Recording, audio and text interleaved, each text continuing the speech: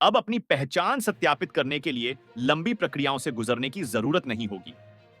केंद्र सरकार ने गुरुवार को कहा कि उसने निजी संस्थाओं के मोबाइल ऐप में आधार सक्षम फेस ऑथेंटिकेशन को एकीकृत करने को मंजूरी दे दी है, जिससे ग्राहकों के लिए सेवाओं का लाभ लेने में मदद मिलेगी।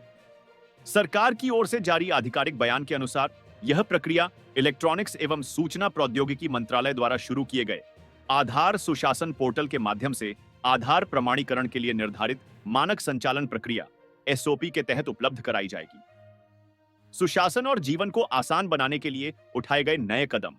जी हां, सरकार इलेक्ट्रॉनिक्स एवं सूचना प्रौद्योगिकी मंत्रालय के सचिव एस कृष्णन ने यूआईडीआई के सीईओ भुवनेश कुमार और एनआईसी के महानिदेशक इंद्रपाल सिंह सेठी की मौजूदगी में आधार सुशासन पोर्टल लॉन्च किया।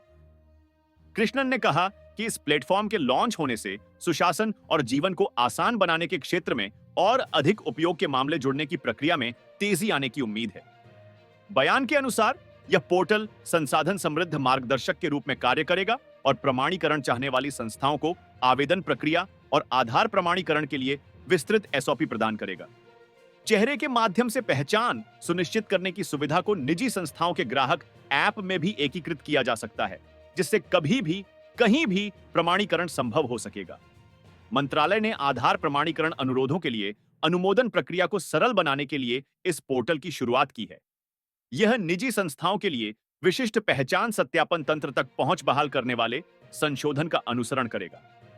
आधिकारिक बयान के अनुसार आधार प्रमाणीकरण के बढ़े हुए दायरे से जीवन आसान होने और अपनी पसंद की नई सेवाओं तक परेशानी मुक्त पहुंच की सुविधा मिलने की उम्मीद है। 31 जनवरी को ही किया जा चुका है नियम में बदलाव।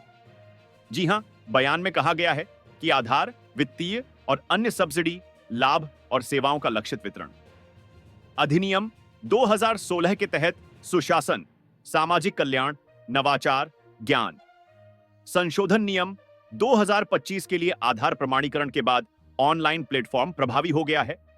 सरकार ने 31 जनवरी को आधार अधिनियम में संशोधन को अधिसूचित किया, ताकि निजी संस्थाओं को भी अपनी सेवाएं देने के लिए आधार प्रमाणीकरण का उपयोग करने की अनुमति मिल सके।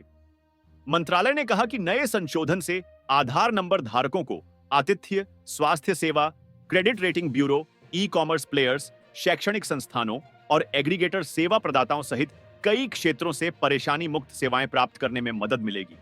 इसके अलावा सेवा प्रदाताओं को कर्मचारी उपस्थिति, ग्राहकों को जोड़ने, ई केवाईसी सत्यापन, परीक्षा पंजीकरण आदि सहित कई चीजों के लिए भी यह मददगार लगेगा।